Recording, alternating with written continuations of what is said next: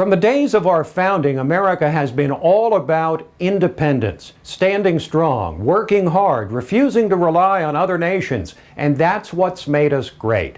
And yet when it comes to our most important single commodity, energy, we've chosen to be dependent at great cost.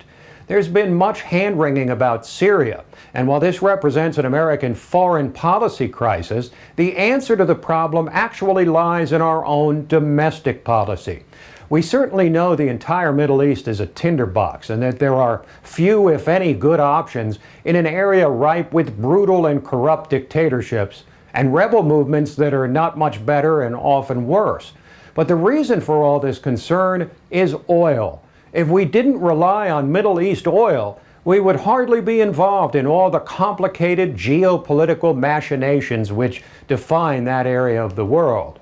America's a productive nation, and productive nations require enormous amounts of energy.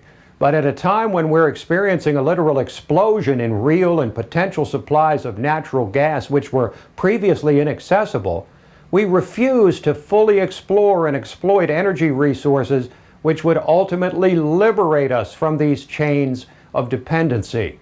The Keystone Pipeline is a textbook example. It's a no-brainer to allow vast new sources of oil to flow from our most reliable ally, Canada, but we have so far refused to do so. We will never fully disengage from the Middle East. We'll never be able to simply ignore atrocities such as the use of chemical weapons. But an America that's energy independent would be intervening primarily for humanitarian purposes. Syria's ally, Iran, must be deterred from producing a nuclear weapon, but with Israel, India, and Pakistan already possessing their own nuclear capabilities, and neighboring states even more concerned with Iranian nuclear development than the U.S., the balance of nuclear power and pressure on Iran from frightened neighbors would likely serve as a sufficient deterrent. Look, any president of either party should be doing all he can to encourage and embrace the vast new sources of natural gas and oil from friendly allies, because in the end, if we can at least establish North American energy independence, relying only on energy from ourselves, Canada, and Mexico, and that is a realistic goal over the next decade, we would not have to be constantly faced with these hopeless conflagrations in the Middle East where the choices are all bad. Think of a world with no more 9/11s, no more expending our talent and treasure on Gulf or Iraq or Afghani wars, no more worries about so-called Arab Springs, which quickly turn into Arab winters. Hopelessly idealistic? Not really.